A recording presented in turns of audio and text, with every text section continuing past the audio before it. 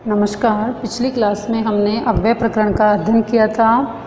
जैसा कि आप सभी को पता है कि अव्यय कभी भी कहीं भी आकर के अपनी जगह बना लेते हैं।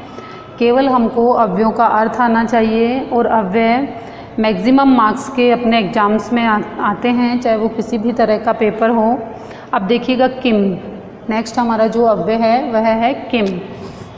नेक्स्ट हमारा अव्यय क्या है? किम। अब किम का अर्थ अपन किससे लेते हैं? दोषार्थक, निंदार्थक व। ये क्या होता है? दोषार्थक और निंदार्थक, दो शब्दों में लिया जाता है इसको। एक तो दोषार्थक और एक निंदार्थक। हम इसको दो शब्दों में लेते हैं। जैसे मान लीजिए मैं आपको एक उदाहरण बताती हूँ। हितांत या संशृणोते स ही किम प्रभो, अर्थात जो हित को नहीं सुनता वह कैसा स्वामी है। जो हमारे हित को नहीं सुनता वह कैसा स्वामी है। मतलब जैसे वैसे तो ये एक प्रश्नवाचक होता है, लेकिन इसका अर्थ कैसा होता है हिंदी में, लेकिन यह कहाँ काम में आएगा? दोषार्थक व निंदार्थक शब्दों में। कहाँ काम आएगा ये? दोषार्थक व निंदार्थक, दोषार्थक व निंदार्थक शब्दों के साथ में इसका प्रयोग किया जाता है। ठीक है, दोषार्थक, निंदार्थक वा। ठीक है, दोनों शब्दों के साथ इसका प्रयोग किया जाता है। से किम सखा साधु ने शास्ति, है ना। से किम सखा साधु ने शास्ति, ये कहता है कि ऐसा क्या हमारा मित्र जो हमारा अच्छा ही नहीं सोच सकता, वो हमारा कैसा मित्र है ना। मतलब इसमें अपन ने क्या की कर दी, इसमें एक अपने मित्र की क्या कर दी, हमने निंदा कर दी। तो देखिए इसका एक उदाहरण लिख देती हूँ मैं। हितान्य ये संशृणुते, हितान्य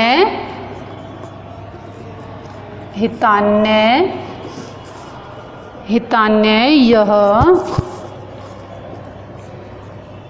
संशृणुते, हितान्य संशृणुते,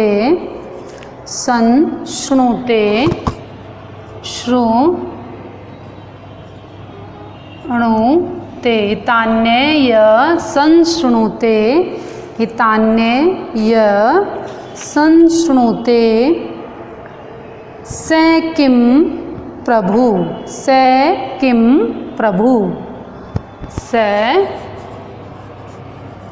किम प्रभु।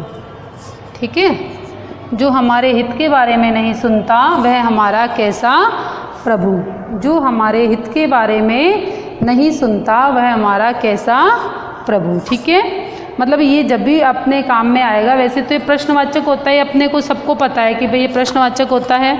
ठीक है, लेकिन जहाँ पे हमको पता है कि हमने किम लगा दिया तो यहाँ पर अपन प्रश्न थोड़ी लगाएंगे, क्योंकि यह एक प्रश्न कर रहा है कि जो हमारे हित के बारे में नहीं सोच सकता वो हमारा कैसा प्रभु। मतलब ये प्रभु को क्या दे दिया, यहाँ पर दोष दे दिया, या फिर प्रभु की क्या कर दी, यहाँ पे निंदा कर दी। ठीक है, अब नेक्स्ट देखिए यत। ठीक है, नेक्स्ट क्या है हमारा? यत अव्यय।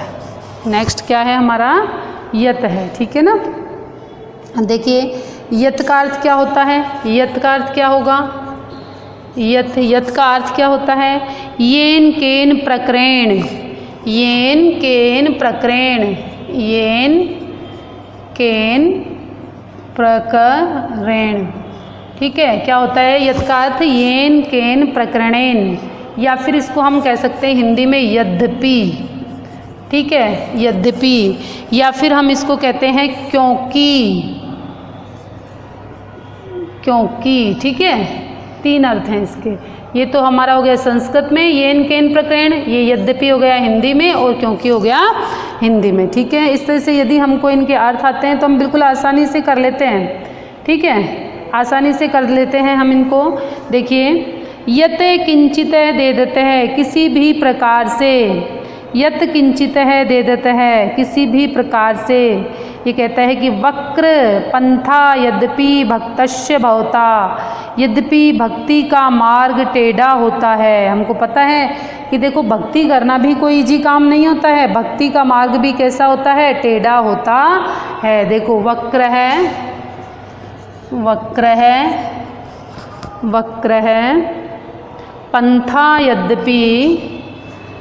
पंथा यद्यपि वक्रः पंथः यद्यपि भक्तिश्च भवता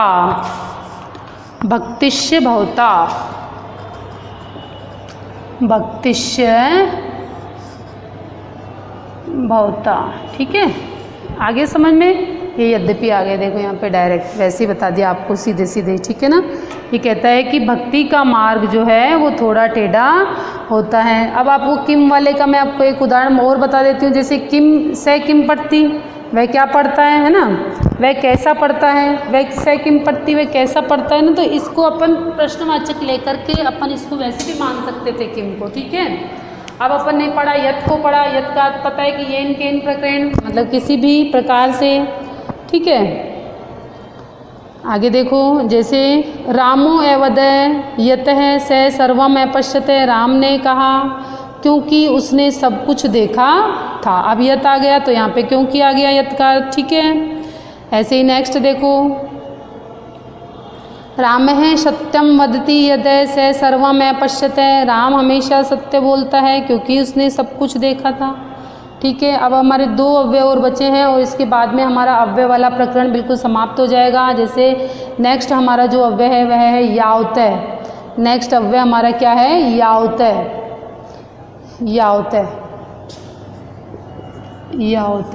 ठीक है। नेक्स्ट अव्यय हमारा क्या है, यावतय। यावतय का अर्थ होता है जितना। यावतय का अर्थ क्या होता है, जितना। मर्यादा याम, है ना, या फिर पर्यंतम, क्या लिखते हैं अपन इसको, पर्यंतम या फिर मर्यादायाम। अपन जैसे बात करते हैं ना कि हमको कुछ भी कार्य मर्यादा में रहते हुए ही करना चाहिए, कोई भी कार्य हमें मर्यादा में रहते हुए ही करना चाहिए, ठीक है। अब देखिए इसका जितना दोगे उतना पाओगे, एक शब्द है जितना दोगे उतना पाओगे। देखिए अब इसका उदाहरण मैं आपको यहाँ से साफ कर देती हूँ एक बार। देखिए इसका उदाहरण मैं आपको बताती हूँ क्या होगा। जितना दोगे उतना पाओगे, यावदय दत्तम तावदय भुक्तम, यावदय दत्तम तावदय भुक्तम, ठीक है। जितना दोगे उतना पाओगे, यावदय दत्तः तावदय भुक्तम, जितना आप दोगे उतना ही आप पाओगे, ठीक है। समझ में आया आपको, यावदय दत्तम, जितना आप दोगे उतना आप पाओगे, ठीक है। यावदय दत्तम तावदय भुक्तम, जितना आप दोगे उतना ही आप पाओगे, ठीक है। आगे देखो, तावतः द्वितीयम समुस्थिति में, तावतः द्वितीयम समुस्थिति में, जब तक एक दुख का अंत करता हूँ तब तक दूसरा सामने उपस्थित हो जाता है। देखो, एकस्य दुःखस्य न यावतः गच्छामि, एक दुख तो जाता नहीं है और तावदय द्वितीयम उपस्थित है और दूसरा दुख आ जाता है, ठीक है। ऐसे ही एक अपना आता है तावतः, तो इसका भी जैसे मैंने अभी उदाहरण में आपको बता दिया, जितना दोगे उतना पाओगे, तो वो उसका उदाहरण भी हो सकता है। तो नेक्स्ट जो अपना है वो अपना है तावतः, तावदय, ठीक है। यावदय और तावदय 2 होते हैं ये, यावतय और तावतय, ठीक है। तावतय कर दो या तावदय कर दो, एक ही बात होती है, ठीक है। ये तावतय कर देते हैं अपन, ठीक है। तावतय पंचमी विभक्ति का शब्द है ये, देखिएगा। तावतय, तावतय का मतलब क्या होता है, उतना, उतना। तावतय का अर्थ क्या होता है, उतना। और संस्कृत में इसको बोलेंगे पूर्वम, पूर्वम। और क्या बोलेंगे अपन इसको, वस्तुतः, वस्तुतः, ठीक है। पूर्वम, वस्तुतः या फिर निसंदेह, निसंदेह, ठीक है बेटा। अब देखिएगा नेक्स्ट इसका जो एक उदाहरण बता देती हूँ। वैसे तो ऊपर वाले से भी काम चल जाएगा, पर एक उदाहरण इसका भी मैं आपको बता देती हूँ।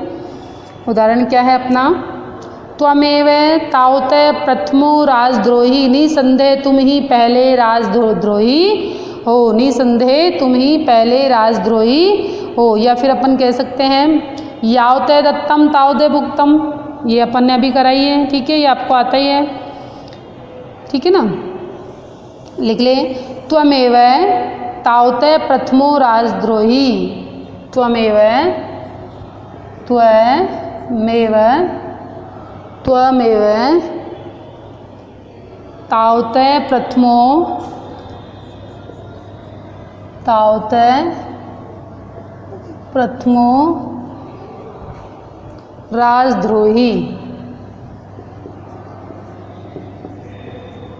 तुम ही पहले राजद्रोही हो, तुम ही पहले राजद्रोही हो। ठीक है, चलिए इससे रिलेटेड आपको कुछ पूछना हो तो पूछ लेना। और आज हमारे अव्यय प्रकरण समाप्त। Thank you so much.